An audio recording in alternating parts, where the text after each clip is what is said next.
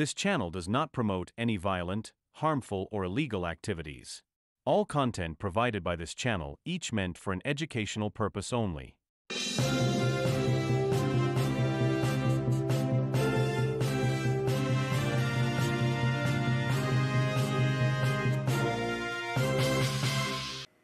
নমস্কার, সানন্দা নিউজে আপনাদের প্রত্যেককে স্বাগত জানাই। আমি সুদীপ্ত আপনাদের সঙ্গে। চোখ রাখবো আজকের বেশ কিছু গুরুত্বপূর্ণ খবরে।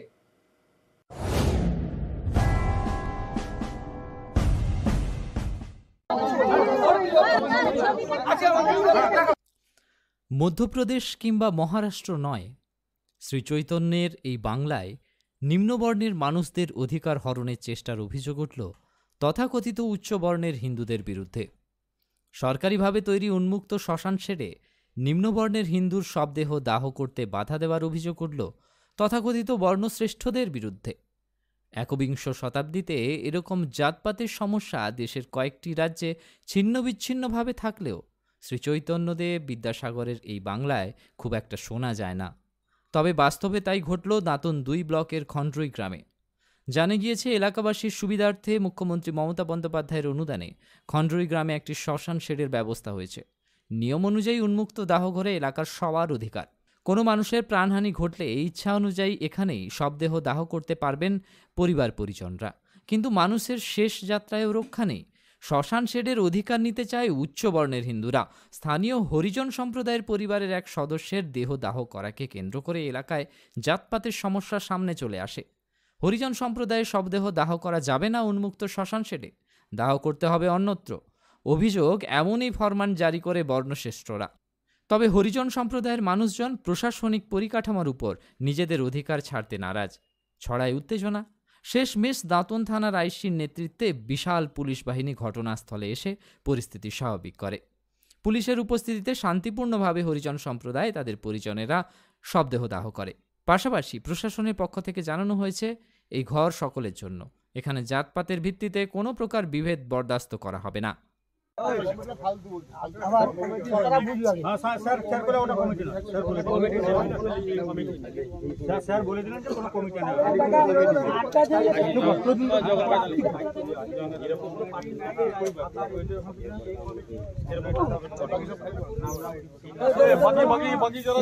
আমাদের মানে শ্মশানে মরা পুরাতে দিবেন না বলছে, কারণ বলছে আমরা হারি, আমাদেরকে এই জন্য দিবেন। প্রশাসন এসে আমাদেরকে মানে ইয়ে করে ঝামেলা বলতে আমরা হরিজন, তাই এখানে এই শ্মশানে ব্রাহ্মণ, বৈষ্ণব, মাহেশ্ব এদের শবদাহ করা হয়, কিন্তু হরিজনের শবদাহ করা হয় না। এবারে আমাদের পূর্বপুরুষ থেকে একটা শ্মশান আমাদের আছে, আমাদেরকে এই শ্মশান দেয়নি। আমরা কিনে আমাদের পৈতৃক সম্পত্তি করে সেখানে আমরা সরকারিভাবে বা আমাদের যে গ্রাম থেকে একটা ডোনেশন দিয়ে শ্মশান করেছে, সেখানে আমাদের স্থান নেই। সে স্থানটা কোথায় না, আমরা কিনে করেছি সেখানে শ্মশানে।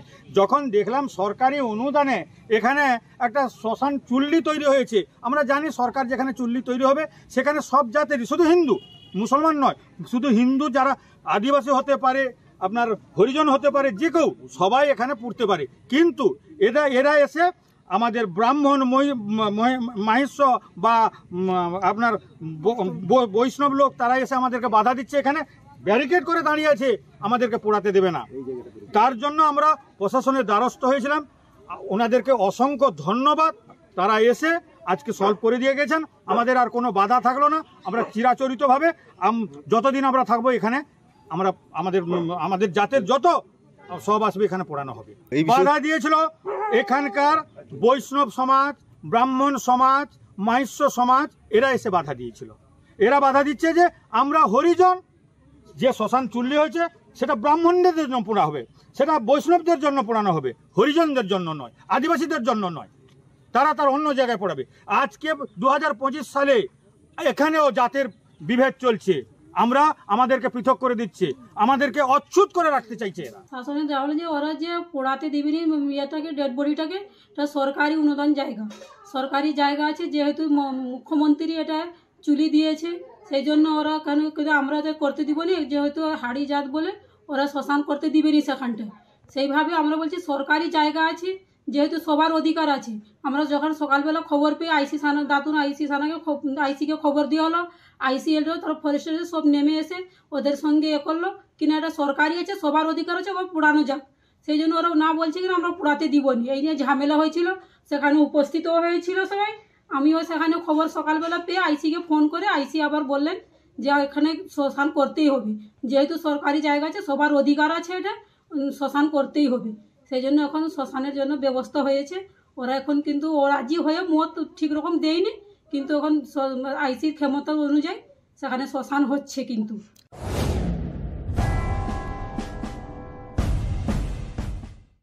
সামান্য মোবাইল চুরির সন্দেহের বশে প্রতিবেশীর বাড়িতে চড়াও হয়ে দুজনকে প্রাণে মারল এক প্রতিবেশী পরিবার। চাঞ্চল্যকর এই ঘটনাটি ঘটেছে ঝাড়গ্রাম জেলার নয়াগ্রামের সিংধুই গ্রামে দুই পরিবারের বিবাদের বলি দুজন। ঘটনার তদন্তে পুলিশ ইতিমধ্যে দুজনকে গ্রেপ্তার করেছে বলে খবর।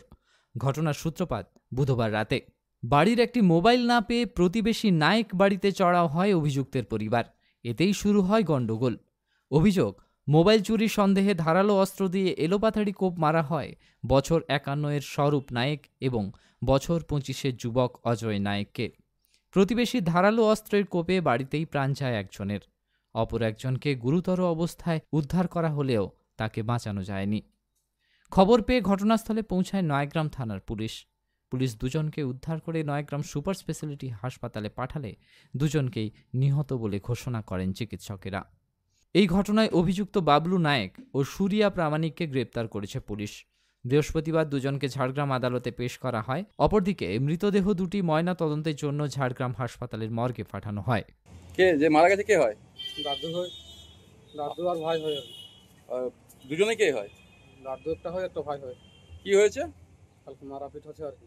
কিসের নিয়ে মারাপিট? কিসের নিয়ে সেটা বলি পারবো না। কালকে 8টা হচ্ছে আর কি। কি দিয়ে মেরেছে? ঝাড় আর কাতান। কারা করেছে? গায়েরা করেছে। কি নাম ওদের? বুধিয়া গোটাল। ও বুধিয়ারাও মারেছে আর কি। হ্যাঁ, বাপ বেটা মারেছে। সেই ব্যাপার হবে, মুই তো থাইলিন না ঘরে। হ্যাঁ, আমরা জায়গা দিয়েছি চলে। তুমি এসে কি শুনলে? মুই পরে শুনছি, মুই শুনিনি। এসে কি দেখলে? মারাপিট দেখছি করেছে আর কি দুয়ারে। কি দিয়ে মেরেছে? ওর কোনো কারণ নেই, যা বলছে বলে না। চাকু চুরি দিয়ে মারছে আর কি। হসপিটাল নিয়ে গেছিলে? হ্যাঁ। হসপিটাল নিয়ে যেতে মারা যায়? হুম। পুলিশ গেছিল? পুলিশ গেছিল। হ্যাঁ। হসপিটাল নিয়ে যেতে একটা জীবিত থাইলে ওই জন্য হসপিটাল যাইতে মারা গেছে আর কি। একজন ঘরে মারা গেছে আর একজন হসপিটাল নিয়ে যেতে মারা গেছে। যে ঘরে মারা গেছে কি নাম তার? তার নামটা বলি পারবো না। তোমার দাদুর নাম কি? দাদুর নামটা দিয়ে পুলিশ গেছিল ঘটনাস্থলে? হ্যাঁ। কজনকে গ্রেপ্তার করেছে? গ্রেপ্তার করেছে 2 লোককে। এদের সাথে কি তোমাদের পারিবারিক শত্রুতা ছিল আগে কখনো? না, হঠাৎ করে ঘটনাটা ঘটে? হ্যাঁ, হঠাৎ করে আর কি।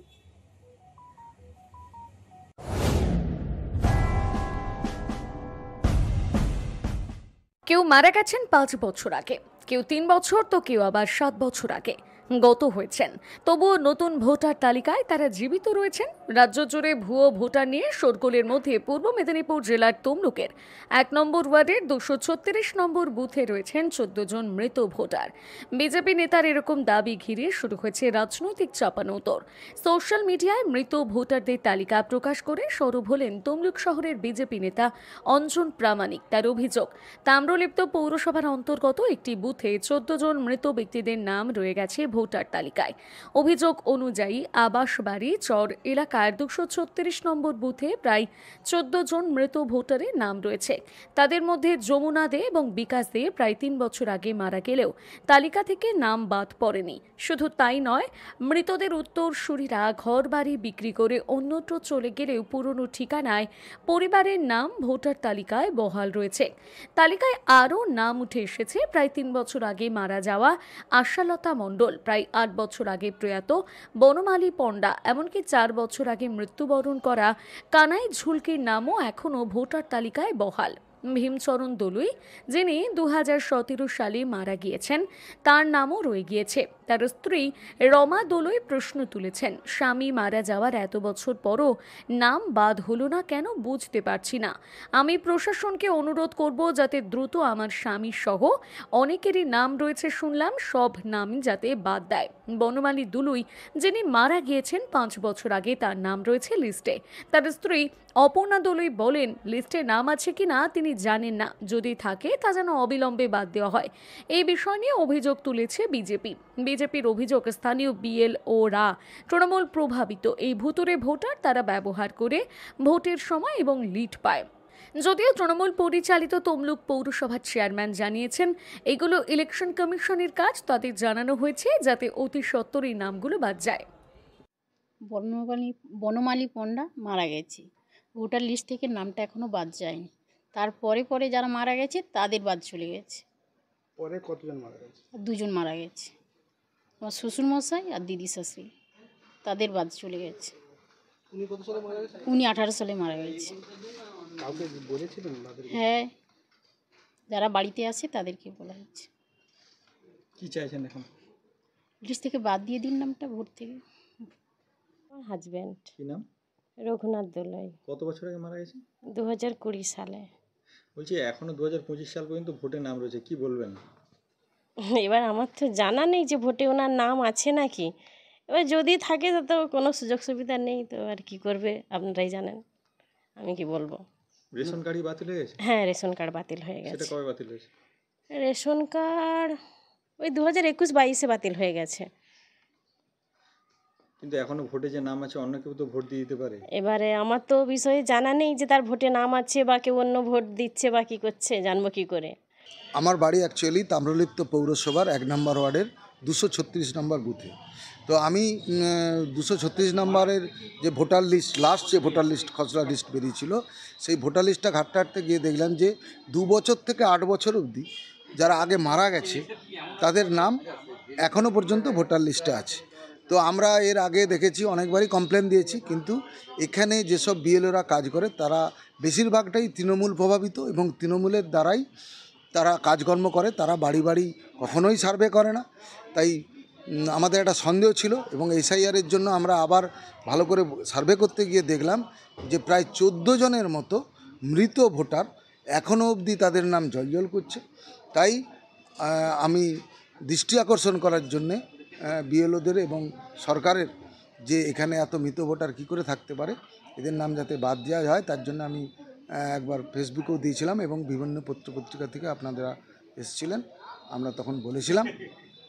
তো আমরা চাই এই নামগুলো বাদ যাক, কারণ এই নামগুলো থাকার জন্যই তৃণমূল কংগ্রেস ভুতুড়ে ভোটার তাদের যত অবাঞ্ছিত লোকজনকে দিয়ে এইগুলো ভোটগুলোকে দিয়ে দেয়, যার ফলে তারা লিড পায়।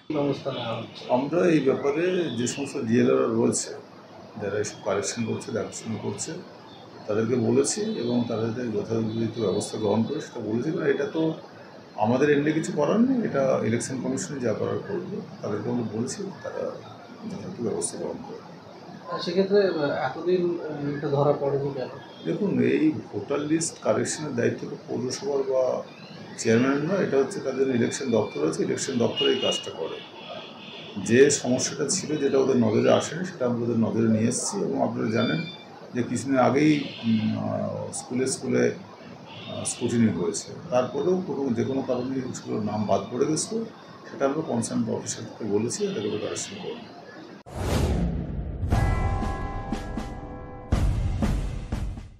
নন্দীগ্রাম মৎস্য উদ্যোগের ব্যবহারিক প্রশিক্ষণ নিলেন পাঁশকুড়া বনমালী কলেজের শিক্ষার্থীরা।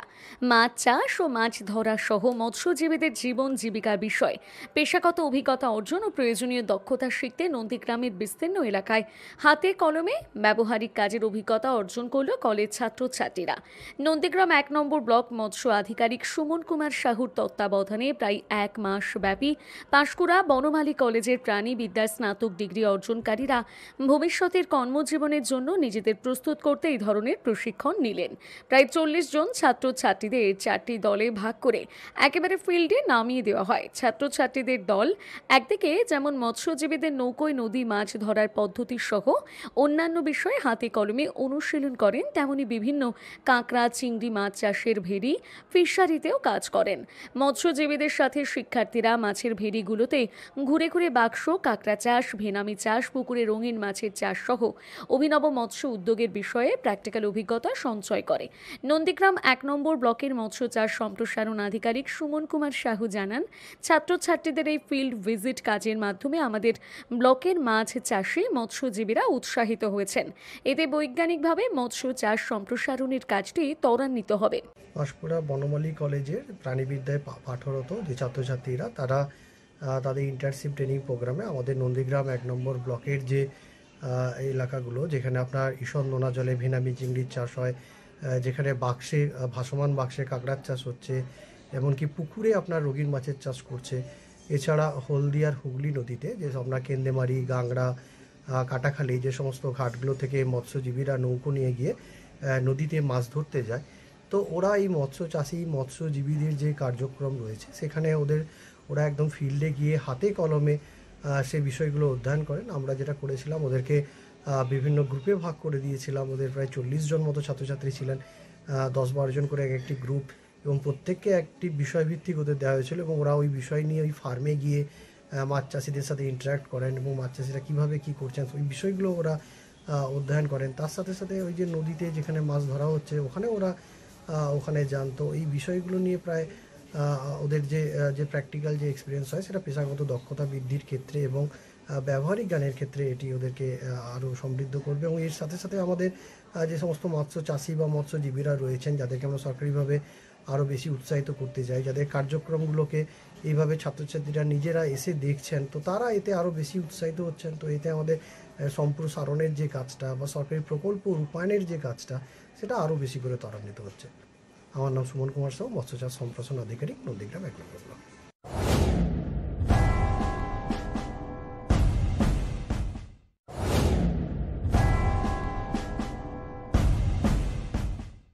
নিয়ে নিচ্ছে একটি বিজ্ঞাপন বিরতি, চোখ রাখুন সানন্দ নিউজে। আচার্য প্রলয় চক্রবর্তী, যিনি সম্পূর্ণ বিজ্ঞানভিত্তিক পদ্ধতিতে বিচার বিশ্লেষণ এবং প্রতিকার করেন। পদ্ধতিগুলি হল গোষ্ঠী বিচার, সংখ্যাতত্ত্ব, বাস্তুবিচার, হোরারি, আধুনিক ট্যারট কার্ড, হস্তরেখা ও ফেংশুই। পৌরোহিত্য বিশারদ, কম্পিউটারাইজড গোষ্ঠী তৈরি করেন। চেম্বার প্রতি বুধবার বেলদাতে, কেশিয়ারি মোড়, শ্যাম হোমিও হলের নিকট, সকাল 10টা থেকে বিকেল 5টা এবং সোমবার ও শুক্রবার ঠাকুরচক বাস স্ট্যান্ডে বিকেল 3টে থেকে রাত্রি 8টা পর্যন্ত। এছাড়া বাড়িতেও চেম্বার করেন ঠাকুরচক হাই স্কুলের নিকট প্রত্যহ সকাল 9টা থেকে 11টা পর্যন্ত এবং বিকেল 3টে থেকে সন্ধ্যে 6টা পর্যন্ত। এছাড়া প্রতি ইংরেজি মাসের প্রথম ও শেষ সপ্তাহে রবিবার সকাল 11টা থেকে 5টা পর্যন্ত জুনবলদা 9 নম্বর অঞ্চল অফিসের নিকট চম্পা স্টুডিও দ্বিতলে। কেশিয়ারি আপ্যায়ন লজ প্রতি ইংরেজি মাসের প্রথম ও শেষ সপ্তাহে শনিবার। আপনি কি আপনার স্বপ্নের বাড়ি তৈরি করেছেন? ফ্লোর বা দেওয়াল সাজাবেন কিভাবে? আর চিন্তা নেই, খড়িকা মাথানিতে আপনার সমস্ত সমাধান GS সেরামিক্স, যেখানে আপনার পছন্দ মতো টাইলস, মার্বেল, গ্রানাইট ও স্যানিটারি সামগ্রী পেয়ে যাবেন। সমস্ত নামি দামি কোম্পানির চোখ ধাঁধানো exclusive floor tiles, wall tiles, bathroom fitting, পাইপলাইনের সামগ্রী, বিভিন্ন দেবদেবীর ওয়াল টাইলস, তুলসী মন্দির, ভগবানের প্রতিচ্ছবি সবকিছু পাবেন ন্যায্য মূল্যে। তাই আসুন, বাড়ি করার পর বাড়ি সাজানোর দায়িত্ব কিন্তু আমাদের। খড়িকা মাথানি থেকে বালিগেড়িয়া যাবার রাস্তায় বাম দিকে জনসন টাইলসের authorised dealer GS ceramics. GS ceramics. আরও বিশদে জানতে যোগাযোগ করুন আমাদের নাম্বারে। জাতীয় আন্তর্জাতিক খ্যাতি সম্পন্ন শ্রেষ্ঠতম জ্যোতির্বিদ, হস্তরেখা, ঠিকুচি, কোষ্ঠী, বাস্তু বিচার, সংখ্যাতত্ত্ব, গ্রহরত্ন বিশেষজ্ঞ doctor Durgapada Mishra, MA PhD, doctor of astrology, MA IAS, America, জ্যোতিষ ভারতী, জ্যোতিষ সাগর, জ্যোতিষ শাস্ত্রী, জ্যোতিষ মহন্ন, বিদ্যাতীর্থ, সামুদ্রিক রত্ন। যোগাযোগের স্থান ও সময় প্রতি রবিবার কেশিয়ারি স্কুল রোডে যোগেন্দ্রনাথ কমার্শিয়াল কলেজের দ্বিতলে সকাল 8টা থেকে সন্ধ্যে 6টা, প্রতি সোমবার বেলা 10টা থেকে সন্ধ্যে 6টা বেলদা দেশবন্ধু রুরাল মার্কেটের 26 নম্বর ঘরে, প্রতি মঙ্গলবার সকাল 10টা থেকে বিকেল 5টা মেদিনীপুর রাজাবাজারের প্রধান ডাকঘরের বিপরীতে ঘোষ বেকারি ও নীল আলাই ফ্ল্যাটের সামনের গলিতে প্রথম বাড়ি। প্রতি বুধবার বেলা 11টা থেকে বিকেল 4টে কাঁথি আঠিলা গড়ি ক্যানেল পাড় রক্ততিলক ক্লাবের পূর্ব দিকে পুতুল ঘরে, প্রতি ইংরেজি মাসের প্রথম ও তৃতীয় বৃহস্পতিবার ও শুক্রবার বেলা 2টো থেকে রাত্রি 9টা পর্যন্ত 12/1 বি ঠাকুরদাস পালিত লেন, বউবাজার, কলকাতা 12। আপনি কি সরকারি চাকরির স্বপ্ন দেখছেন? তাহলে আপনার জন্য সুবর্ণ সুযোগ। Chanakya competitive coaching centre. আমাদের ঠিকানা কুলটিকরি পেট্রোল পাম্পের কাছে এবং কেশিয়ারি বাসস্ট্যান্ডের কাছে। আমরা দিচ্ছি rail, bank, police, PSC, school service কমিশনের গ্রুপ সি ও D, GD constable, SSC, CGL, CHSL, MTS এর মতো বিভিন্ন পরীক্ষার জন্য সেরা প্রস্তুতি। এছাড়াও ANM, GNM, BSc nursing, primary TET, C TET, SLST, PT এবং অগ্নিবীরের পরীক্ষার জন্য আমরা দিচ্ছি বিশেষ কোচিং। আমাদের বৈশিষ্ট্য: অভিজ্ঞ শিক্ষক মণ্ডলীর দ্বারা ক্লাস, প্রিলিমিনারি থেকে মেইন পর্যন্ত সম্পূর্ণ গাইড, সাপ্তাহিক ও মাসিক মক টেস্ট, অনলাইন ও অফলাইন উভয় ধরনের ক্লাসের সুবিধা। পুলিশ আর্মির লিখিত পরীক্ষার পাশাপাশি ফিজিক্যাল ট্রেনিংও করানো হয়। আর দেরি কেন? আজই আসুন অথবা যোগাযোগ করুন 8164153329 অথবা 7501415329 এই নাম্বারে। আপনার সাফল্যের সিঁড়ি Chanakya competitive coaching centre. PMS mobile and appliances, proprietor Shubhajit Maiti, Keshiary bus stand থেকে খড়গপুর যাওয়ার রাস্তায় 50 মিটার দূরত্বে, বাম দিকে তিরুপতি মেডিকেলের ঠিক আগে ও ম্যাজিক টাচ বিউটি পার্লারের ঠিক নিচে। এখানে বাজাজ ফিন্যান্সের মাধ্যমে স্বল্প দামে মাসিক কিস্তিতে লোনের মাধ্যমে মোবাইল কেনার সুবিধা রয়েছে, জিরো ডাউন পেমেন্টেরও সুবিধা রয়েছে। এখানে সুলভ মূল্যে নামি দামি সমস্ত কোম্পানির মোবাইল পাওয়া যায় এবং মোবাইলের সমস্ত অ্যাক্সেসরিজ পাওয়া যায়। নতুন মোবাইল কিনলেই পেয়ে যাচ্ছেন একটি মোবাইল স্ট্যান্ড, একটি নেক ব্যান্ড হেডফোন, গ্লাস এবং ব্যাক কভার সম্পূর্ণ বিনামূল্যে। কম দামে ভালো মোবাইলের একমাত্র ঠিকানা PMS mobile and appliances. PMS mobile and appliances. আপনার স্বাস্থ্যই আমাদের অগ্রাধিকার। বিশ্বাস আর ভরসার সাথে সকল ঔষধের জন্য চলে আসুন আপনার বিশ্বস্ত প্রতিষ্ঠান এসএস মেডিসিনস। কেশিয়ারি এবং তার আশেপাশে বসবাসকারী সকল মানুষের জন্য সুখবর। আমরা নিয়ে এসেছি আপনার প্রয়োজনীয় সব অ্যালোপ্যাথিক ঔষধ সামগ্রী। হ্যাঁ, এখানে আপনি পাবেন দেশি বিদেশি সব ব্র্যান্ডের ঔষধ। শুধু খুচরো নয়, যারা পাইকারি ঔষধ কিনতে চান, আমরা পাইকারি ও খুচরো উভয় প্রকারের অ্যালোপ্যাথিক ঔষধ সরবরাহ করে থাকি। শুধু তাই নয়, এখানে 5 থেকে 15% ছাড়ে ওষুধ কিনতে পারবেন। গুণগত মান আর সঠিক দামের প্রতিশ্রুতি নিয়ে আমরা সবসময় আপনার পাশে আছি। আমাদের ঠিকানা কেশিয়ারি ফরেস্ট অফিসের ঠিক উল্টো দিকে। মোবাইল 9735304543। কেন্দ্রীয় ও রাজ্য সরকারের সার্টিফিকেট প্রাপ্ত বিশিষ্ট সমাজসেবী শ্রী দিলীপ কুমার দাস প্রতিষ্ঠিত এবং তত্ত্বাবধানে পরিচালিত কোকাই চক্ষু হাসপাতাল মাত্র 100 টাকা ফিস দিয়ে অত্যাধুনিক যন্ত্রপাতি এবং অভিজ্ঞ চক্ষু চিকিৎসক দ্বারা চক্ষু পরীক্ষা এবং সুচিকিৎসার একমাত্র প্রতিষ্ঠান কোকাই চক্ষু হাসপাতাল। কলকাতার অভিজ্ঞ সার্জন দ্বারা মাত্র 2500 টাকায় চক্ষু ছানি অপারেশনের পশ্চিমবঙ্গ তথা ভারতবর্ষের সর্বপ্রথম গভর্নমেন্ট রেজিস্টার হাসপাতাল। কোকাই চক্ষু হাসপাতালে সর্বপ্রথম উক্ত পরিষেবা দেওয়া হয়। দীর্ঘদিন আপনাদের সেবায় নিয়োজিত কোকাই চক্ষু হাসপাতাল নিয়ে এলো এই প্রথম এই পরিষেবা। উক্ত পরিষেবা পাওয়ার জন্য যোগাযোগ করুন কোকাই চক্ষু হাসপাতাল, পাওয়ার হাউসের পশ্চিম পাশে, কেশিয়ারি, পশ্চিম মেদিনীপুর। মোবাইল 9732748132 অথবা 9734690542। জয় গুরু অটো, আমরা এগোবো আপনাদেরকে সঙ্গে নিয়েই। ব্যাটারি চালিত থেকে পেট্রোল চালিত, মোপেড থেকে স্কুটি ও বাইক থেকে সুপার বাইক পাইবার একমাত্র বিশ্বস্ত প্রতিষ্ঠান জয়গুরু অটো। আপনাদের শহর কেশিয়ারি বাসস্ট্যান্ড থেকে খড়গপুর যাবার রাস্তায় সেন্ট পল ইংলিশ মিডিয়াম স্কুলের নিকট। এখানে ইলেকট্রিক স্কুটি অ্যাডভান্স বুকিংয়ের উপর রয়েছে 10,000 টাকা পর্যন্ত ছাড়। এছাড়াও অন্যান্য গাড়ির বুকিংয়ের উপর রয়েছে অফুরন্ত গিফট, নতুবা রয়েছে 5 লিটার পেট্রোল ও 1টি করে হেলমেট। আজই চলে আসুন আপনাদের নিকটবর্তী টিভিএস কোম্পানির অথরাইজড শোরুম জয়গুরু অটোতে। নামমাত্র ডাউন পেমেন্টে অল্প ডকুমেন্টস দিয়েই আপনারা পেয়ে যাবেন আপনাদের স্বপ্নের টিভিএস বাইক। আরও বিশদে জানতে যোগাযোগ করুন স্ক্রিনে দেওয়া নাম্বারে। ফিরে এলাম বিরতির পর, চোখ রাখবো পরবর্তী গুরুত্বপূর্ণ সংবাদে।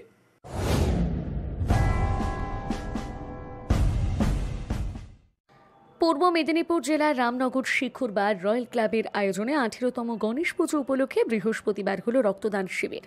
রক্তদান শিবিরের উদ্বোধক হিসেবে উপস্থিত ছিলেন রাজ্য সরকারের প্রাক্তন মন্ত্রী, রামনগর বিধানসভার বিধায়ক অখিল গিরি। সঙ্গে উপস্থিত ছিলেন দেপাল অঞ্চলের প্রধান গীতশ্রী মাইতি, রামনগর 2 নম্বর পঞ্চায়েত সমিতির সদস্য অনুপ কুমার মাইতি। রক্তের সংকট মেটানোর উদ্দেশ্যে গণেশ পুজো উপলক্ষে ক্লাবের এহেন উদ্যোগ। আয়োজকদের দাবি, ক্লাবের গণেশ পুজো এবছর 18 বছরে পড়ল। প্রত্যেক বছর গণেশ বন্দনার পাশাপাশি প্রসাদ বিতরণ অনুষ্ঠান, খেলাধুলো সহ রক্তদান শিবির, স্বাস্থ্য পরীক্ষা শিবির হয়ে থাকে। সেই মতো এবছরও রক্তদান শিবিরের আয়োজন। শেষ পাওয়া খবর অনুযায়ী এদিন 40 জন রক্তদাতা রক্তদান করেন। মহিলা রক্তদাতাদের সংখ্যাও ছিল চোখে পড়ার মতো। কালকে আমাদের পুজো উদ্বোধন হয়েছে, কালকে প্রসাদ বিতরণও হয়েছে, সন্ধ্যের সময় প্রসাদ বিতরণ হয়েছে। 3000 লোকের খাওয়া দাওয়া হয়েছিল, লুচি তরকারি। আজকে সকাল 10টার সময় ব্লাড ডোনেশন ক্যাম্প শুরু হয়েছে, চলছে এখনও। সন্ধে 7টা রয়েছে সাংস্কৃতিক অনুষ্ঠান, বিকেলে ক্রীড়া প্রতিযোগিতা আছে, আগামীকাল ক্রীড়া প্রতিযোগিতা আছে, পশু চিকিৎসা ক্যাম্প আছে। আগামীকাল আমরা অনুষ্ঠান শেষ হয়ে যাবে। আপনারা জানবেন যে রক্তদানটা একটা হচ্ছে মহৎ দান। মানুষের শরীরের মধ্যে রক্তদান করলে মানুষের একটা যে রক্ত তৈরি হয় সে রক্ত সারা জীবন থাকে না, রক্ত নষ্ট হয় মানুষের শরীরে। সেটা যদি আমরা দান করি, মুমূর্ষু রোগীর জীবন বাঁচে, সেটাই হচ্ছে আমাদের সবচেয়ে বড় পাওনা। কারণ মানুষের উপর তো কেউ বড় নেই, সবার উপর মানুষ ছোট, তার উপর নেই। মানুষকে বাঁচাতে পারলে, মানুষের পাশে দাঁড়াতে পারলে, মানুষকে অসুস্থতায় সহযোগিতা করতে পারলে সেটাই আমাদের সার্থকতা। তাই রয়্যাল ক্লাবের ব্যবস্থাপনায় বিধায়ক সাহেব উদ্বোধন করলেন। আমরা সত্যি কৃতজ্ঞ, যারা রক্ত দিচ্ছেন মূলত তাদের কাছেও আমরা ভয়ঙ্করভাবে কৃতজ্ঞ যে তারা রক্ত দিয়ে আমাদের পাশে দাঁড়াচ্ছেন। আমরা চাইব সারা এলাকায়, সারা গ্রামে গ্রামে কিংবা ক্লাবে ক্লাবে, প্রতিষ্ঠানে প্রতিষ্ঠানে এরকম রক্তদান শিবির হোক, যে মানুষ যাতে রক্ত সংকটে না ভোগে, রক্ত অভাবে না ভোগে।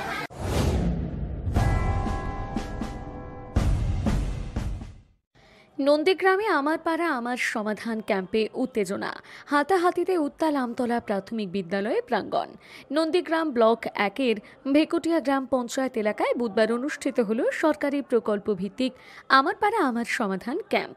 স্থান ছিল আমতলা প্রাথমিক বিদ্যালয়। এই ক্যাম্পে গ্রামবাসীদের বিভিন্ন সরকারি সুবিধা ও সমস্যার সমাধানের লক্ষ্যে প্রশাসনের পক্ষ থেকে পদক্ষেপ নেওয়ার কথা থাকলেও সভার মাঝপথে চরম বিশৃঙ্খলা দেখা দেয়।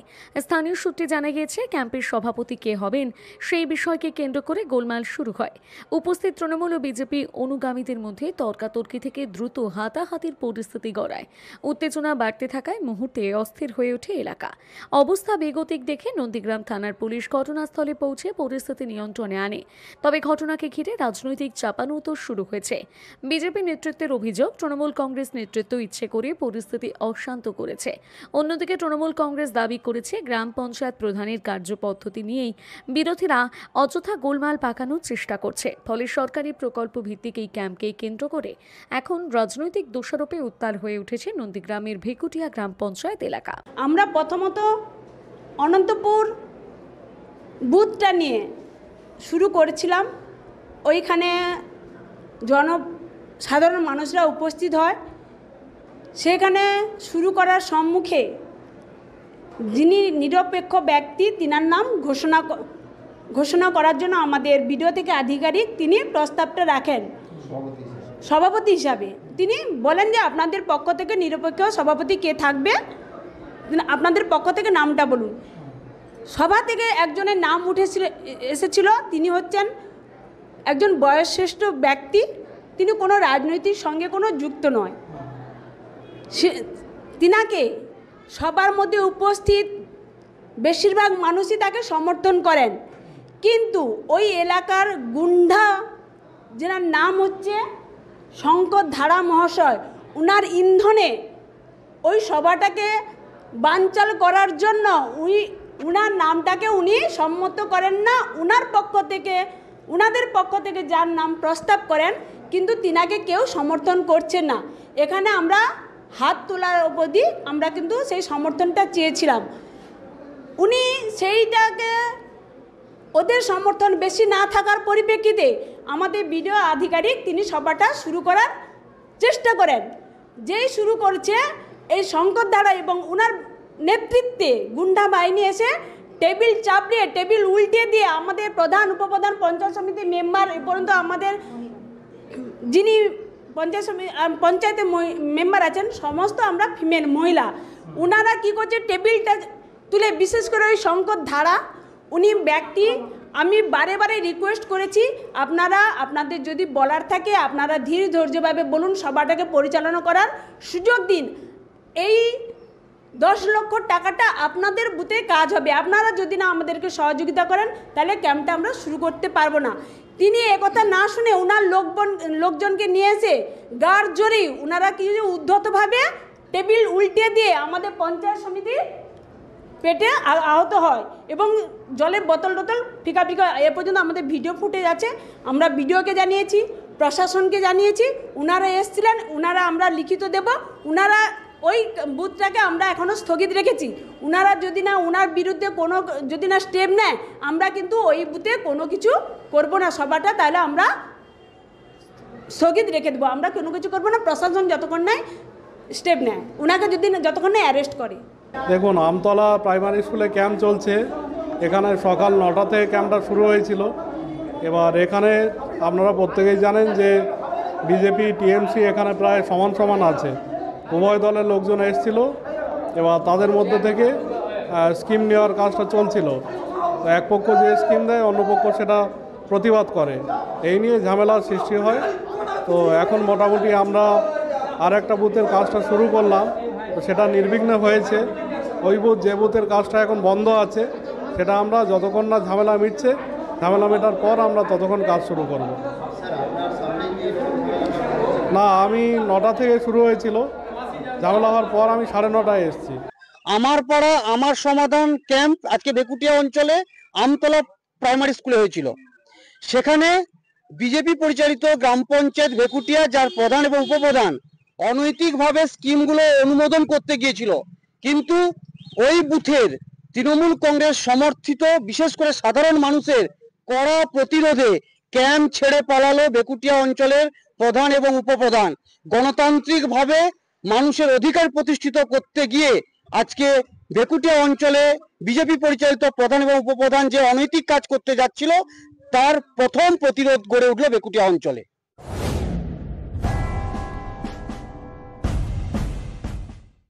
ঝাড়গ্রাম জেলা আদালতের 5 তলায় ঝাড়গ্রাম জেলা আইনি পরিষেবা কর্তৃপক্ষের উদ্যোগে কর্মক্ষেত্রে মহিলাদের যৌন হয়রানি আইন 2013 নিয়ে একটি সচেতনতা আলোচনা সভার আয়োজন করা হলো। বুধবার বিকেলের এই অনুষ্ঠানে উপস্থিত ছিলেন জেলা আইনি পরিষেবা কর্তৃপক্ষের চেয়ারম্যান সরজিৎ মজুমদার, জেলা আইনি পরিষেবা কর্তৃপক্ষের সচিব রেহা ত্রিবেদী সহ জেলার সকল বিচারকগণ।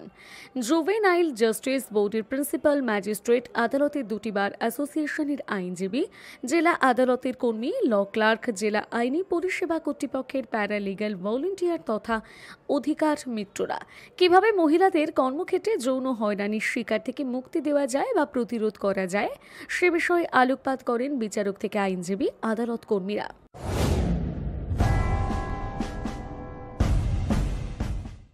ব্লক প্রশাসনের ঘোষিত সূচি অনুযায়ী বৃহস্পতিবার গোপীবল্লভপুর 1 নম্বর ব্লকের সারিয়া 4 নম্বর অঞ্চলের চুনঘাটি জুনিয়র হাই স্কুলে হলো আমাদের পাড়া আমাদের সমাধান শিবির। এদিন অঞ্চলের 63, 76 এবং 79 নম্বর বুথের জন্য হয় এই শিবির। শিবিরে প্রথম থেকে ভোটারদের উপস্থিতি ছিল চোখে পড়ার মতো। ব্লক ও গ্রাম পঞ্চায়েত কর্মীদের সামনে এলাকার উন্নয়নের বিষয়ে মতামত প্রদান করেন ভোটাররা। দুপুরে শিবির পরিদর্শন করে গোপীবল্লভপুর 1 নম্বর ব্লক তৃণমূল সভাপতি হেমন্ত ঘোষ। এদিন ব্লক তৃণমূলের সভাপতির সঙ্গে উপস্থিত ছিলেন সারিয়া গ্রাম পঞ্চায়েতের প্রধান সঞ্চিতা নায়ক পাত্র, উপপ্রধান সুকুমার দাস প্রমুখ।